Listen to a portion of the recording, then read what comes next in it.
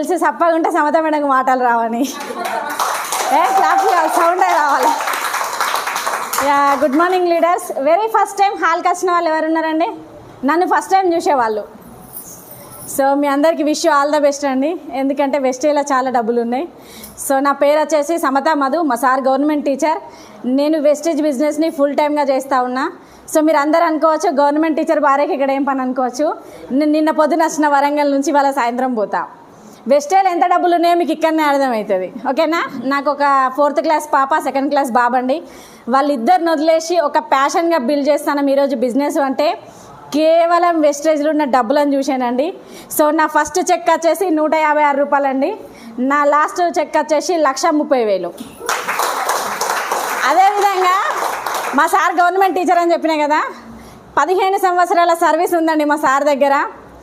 ఆయన రోజు 100 కిలోమీటర్లు వెళ్తారు, 100 కిలోమీటర్లు ఇంటికి వస్తారు. పొద్దున 7 o'clock బయలుదేరుతాడు, రాత్రి 7:30కి వస్తాడు. ఓకేనా? ఆయన శాలరీ ఎంత అంటే 98,000 నుంచి 1,00,000 రూపాయలు ఉంటుంది. 1 year వెస్టేజ్ టేకప్ చేసిన మా సార్ కంటే 30,000 ఇంటికి ఎక్కువ పట్టుకుపోతాను. లైఫ్ ఎట్లుంటుందో ఆలోచించుర్రి. బాగుందా లేదా? మరి నేను ఈ బిజినెస్లోకి ఎందుకు వచ్చినా, నేను ఈ బిజినెస్లో ఏం చేసి 1,00,000 రూపాయలు తీసుకుంటానా? బై ద డిసెంబర్ వరకు 1,50,000 క్రాస్ చేయాలనుకున్నాం. బై ద మార్చ్ వరకు 2,00,000 రూపాయల చెక్తోని మళ్ళీ నేను వెస్టేజ్ షోర్ గోదావరికానికి రావడానికి సిద్ధంగా ఉన్నా. నాతో జర్నీ చేయడానికి ఎంతమంది సిద్ధంగా ఉన్నారు చెప్పండి. సో మీరు అందరు సిద్ధంగా ఉన్నా అంటే మీకోసమే నేను పనిచేయడానికి రెడీ ఉన్నా అండి. సో ఈ బిజినెస్లో నేను ఎందుకు వచ్చినా అంటే, ఇందాక ఒకరు కిడ్నీ హెల్త్ బాధితులు చెప్పిర్రు, ఒకరు ఆ బాధితులు ఈ బాధితులు, ప్రతి ఒక్క బాధితులు చెప్పారు కదా. నేను కూడా అందులో ఒక బాధితురాలనే. సో నా హెల్త్ ప్రాబ్లం ఆల్మోస్ట్ డిస్ట్రిబ్యూటర్స్ అందరికీ తెలుసు. నేను కూడా కిడ్నీ బాధితురాలనే. నాకు బ్లడ్ ఇన్ఫెక్షన్ అయింది. నాకు కూడా చాలా సీరియస్ ఉండే. 4 months సప్లిమెంట్స్ వాడినా. 4 months తర్వాత నన్ను డయాలసిస్కి రమ్మన్న వాళ్ళు ఏది అవసరం లేదన్నారు. 4 సంవత్సరాలు అవుతుంది నేను బ్రహ్మాండంగా బతుకుతానా. ఎందుకంటే వెస్టీజ్లో సప్లిమెంట్స్ కంటే ఎక్కువ మా ఇంట్లోనే స్టోరే మా ఇంట్లో ఉంటుంది. 25 రకాల క్యాప్సిల్స్ పర్ డే నేను వేసుకుంటా. అంటే చాలామందికి నేను ఎందుకు చెప్తా ఉన్నా అంటే, మోకాల నొప్పులకి ఏమి ఇవ్వాలా అంటే 3 రకాల సప్లిమెంట్స్ ఇవ్వాలని మనం చెప్తాం. ఆ పేషెంట్కి ఇచ్చినప్పుడు చాలామంది ఏమంటారంటే, వామ్మో నేను 3 రకాలు మింగాలనా ఇప్పుడు అని అంటారు. 3 రకాల గొంతుకలు అడ్డమే పడతాయి వాళ్ళకి. ఇప్పుడు ఆ పౌడర్ కలిపితే మొత్తం కక్కే వస్తుంది అంటారు. ఇట్లా జరుగుతుంది వాళ్ళకు. నేను ఆమ్లా, అలోవెరా, ఫ్లాక్స్ ఆయిల్, కాంబయోటిక్స్, fibre, krill oil, curcumin, kidney health, vital complex, tox clean, ఇంకా ప్రోకార్డు, ఇన్ని రకాల క్యాప్సిల్స్ అన్నీ మా ఇంట్లోనే ఉంటుంది. కోఎంజైమ్ Q10 మర్చిపోయినా ఇది కూడా. సో దాదాపు ఫైబర్. సో మా డిస్ట్రిబ్యూటర్స్ కూడా తెలుసు. ఒక 20 రకాల capsules per day wastage capsules నేను వేసుకుంటా. మరి నాకేం కాక నేను మాట్లాడినప్పుడు మీకు కూడా ఏమన్నా కాదు అని ఒకటైతే హోప్ అయితే వచ్చింది కదా. సో చాలామంది నువ్వు నిజంగానే వేసుకుంటావా అంటారు. ఓ రోజు వేసుకునేటప్పుడు వీడియో తీసి యూట్యూబ్లో పెట్టినా నా పేరు కొట్టండి వీడియో కూడా వస్తుంది. ఎందుకు సప్లిమెంట్స్ గురించి మేము ఇంత సీరియస్గా చెప్తున్నాం లీడర్స్ అంటే, ఒకటి ఏంటిది అంటే, లైఫ్ పోతే తిరిగి వస్తుందని ఎంతమందికి నమ్మకం ఉన్నది? ఎవరికి లేదు కదా. అదే ఒక కుక్క పోతే ఇంకో కుక్క ఉంటుందా ఉండదా? మనిషి పోతే మనిషి కూడా ఉంటాడు, కానీ మనలాంటి మనిషి ఉండదు కదా. అంతేనా కదా? ఉన్నది ఒకటే జీవితం. దాన్ని ఆనందంగా హ్యాపీగా ఎంజాయ్ చేయడానికి వెస్టేజ్ ప్లాట్ఫామ్ మన కోసమే ఉన్నది. ఓకేనా? సో నేను ఈరోజు ఈ బిజినెస్లో నేను మీకు ఏం చెప్పడానికి వచ్చినా అంటే, నేను ఏదైతే 1 yearలో నా హెల్త్ 4 monthsలో బాగా చేసుకొని 1 yearలో వెళ్ళి వెస్టేజ్లో ఎట్లా డబ్బులు తీసుకుంటానా అంటే, ఇప్పుడు చూడండి, డబ్బులు లేకపోతేనైతే 2 రోజులు పిల్లల్ని వదిలేసి అయితే రాము ఫస్ట్ ఆఫ్ ఆల్. అంతేనా కదా? మళ్ళీ ఒకటి ఏంటి అంటే, గవర్నమెంట్ టీచర్ భార్యకి ఏ జాబ్ అవసరం లేదు. నాకు కూడా చాలా డ్రీమ్స్ ఉంటాయి. మా మదర్ చనిపోయారండి. మా మదర్కి ఉండే నేను ఒక మంచి డాక్టర్ కావాలి, కనీసం ఏమన్నా కావాలని ఉండే. ఇది కాలే అది కాలే హౌస్ వైఫ్ని అయిపోయినా పెళ్ళైనాక. సరే మా సార్ని అడుగుతాను, ఏమన్నాడంటే, నెలకు 1,00,000 రూపాయలు వస్తాను, ఇక నువ్వు జాబ్ చేసేది ఏమున్నది, నేను టీచర్ని, టీచర్ భార్య జాబ్ చేస్తుందని టీచర్ పోతుందని అన్నాడు. అన్ని మూసుకొని సపడేయకుండా నేను కూడా. సో 2 పిల్లలు అయిపోయినారు, ఫ్యామిలీ బాగానే ఉంది, ఇల్లు ఉంది, కారు ఉంది, లైఫ్ బాగానే ఉన్నది. కానీ ఒక మనిషికి ఒక సెకండరీ సోర్స్ ఆఫ్ ఇన్కమ్ ఎప్పుడు అవసరం పడుతుందండి? ఫైనాన్షియల్గా టైట్ అయినప్పుడు అవసరం పడుతుంది. అంతేనా కదా? మాకు కూడా ఇల్లు తీసుకున్నాం. మా సార్కి వచ్చేది 1,00,000 రూపాయలు, మా పిల్లల ఫీజు కూడా 1,00,000 రూపాయలే. అదేవిధంగా మా ఇల్లు ఈఎంఐ ఒక 50,000 రూపాయలు ఉన్నది, కారు ఈఎంఐ ఒక 13,000 రూపాయలు ఉన్నది. ఇట్లా ఏమైంది అంటే, పర్ మంత్ మా ఇన్కమ్ వచ్చేసి ఒక 1,00,000 రూపాయలు ఉండేది.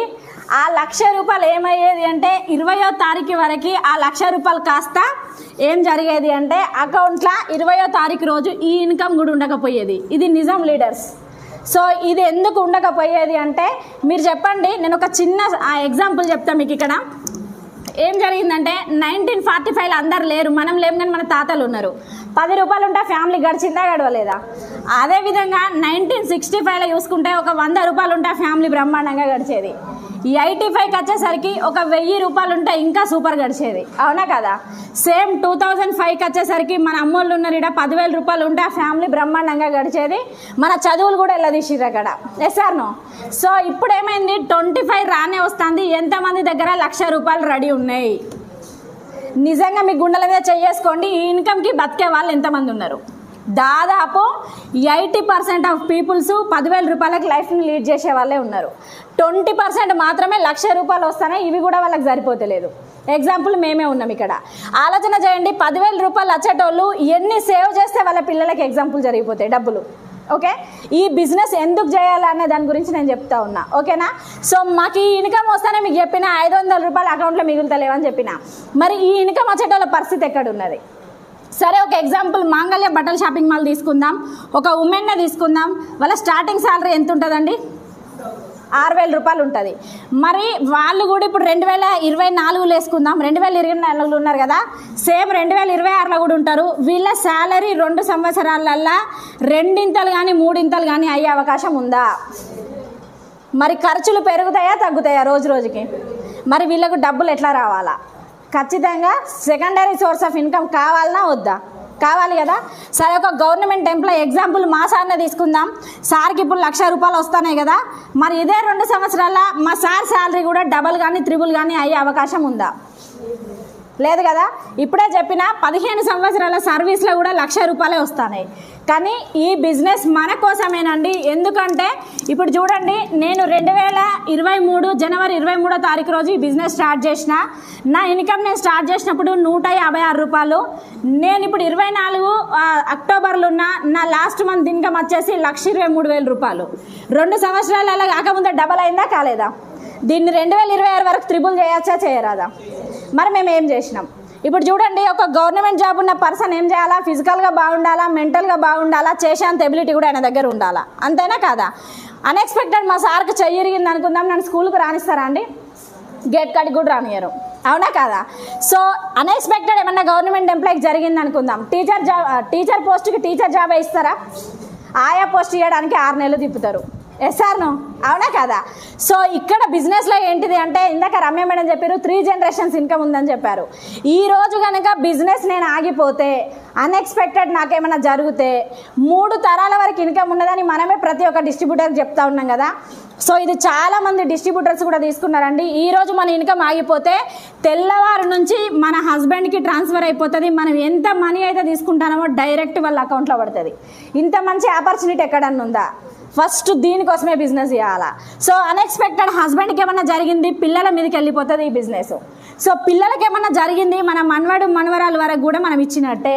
మీరు చెప్పండి, ఎంతమంది తాతలు ఇచ్చిన భూములు కాపాడుకున్నారంటే అందరూ ఫైనాన్షియల్ ప్రాబ్లమ్స్కి అందరూ అమ్ముకుంటారు, ఎస్ ఆర్ నో? సేమ్ మన పిల్లలు కూడా మనం ఇచ్చిన ల్యాండ్ అమ్ముకోవడానికి గ్యారంటీ ఏమన్నా ఉన్నదా? కానీ ఈ బిజినెస్ని అమ్ముకోవడానికి ఛాన్స్ ఉందా? లేదు కదా. అందుకే ఈ బిజినెస్ చేయాలా. మీరు చూడండి, ఒక 6,000 రూపాయలకు మాంగళ్య షాపింగ్ మాల్ బట్టల షాప్లో పనిచేసే వాళ్ళకి 12,000 రూపాయలు పెంచమని బాస్ దగ్గరికి పోయి వాళ్ళు అడుగుతారా అండి? ఒకవేళ అడిగితే ఏం జరుగుతుంది అంటే, నువ్వు రేపటి నుంచి బంద్ అని చెప్తాడు. ఆమె 6,000 నుంచి 12,000 పోవడానికి 12 సంవత్సరాలు టైం పడుతుంది నన్ను అడిగితే, అవునా కదా. అదే ఈ 6,000 రూపాయలకు ఆమెను తీసేస్తే ఇంకొకరిని మళ్ళీ 6,000కు పెట్టుకుంటాడా పెట్టుకోడా? అనవసరంగా డబ్బులు ఎందుకు ఇస్తాడండి? ఇయ్యాడు కదా. కానీ అదే వెస్టీజ్లో 6,000 రూపాయలు రావాలంటే మీరు దయచేసి ఒక 3 నుంచి 6 నెలలు ఓపికతో ఉండండి. కానీ ఇక్కడ మాంగళ్య షాపింగ్ మాల్ ఏం చేయాలా? 6,000 12,000 రావాలంటే 12 సంవత్సరాలు ఎదురు చూడాలి కదా. ఈ 6,000 వచ్చే వరకు కనుక మీరు వెస్టీజ్లో ఓపికతో ఉంటే 3 నెలలు 6 నెలల్లో మీ డబ్బులని 24,000 చేసే బాధ్యత మీ అప్లైన్ దగ్గర ఉంటుంది. కానీ ఇక్కడ ఏం జరుగుతుంది అంటే, మనం వెస్టీజ్ బిజినెస్లో 90 రోజులు ఓపికతో నిలబడాలా, వినబడాలా, కనబడాలా. ఇక చాలామంది అంటారు, మేడం మనం పోయి ప్లాన్ చెప్పగానే వెస్టీజ్లో నాకు ఐడి ఉన్నది అంటారు. ఐడి ఉంటే ఎంతమందికి వెస్టేజ్ కంపెనీ డబ్బులు వేసింది? నాకైతే ఒక్క రూపాయి కూడా వేయలేదు.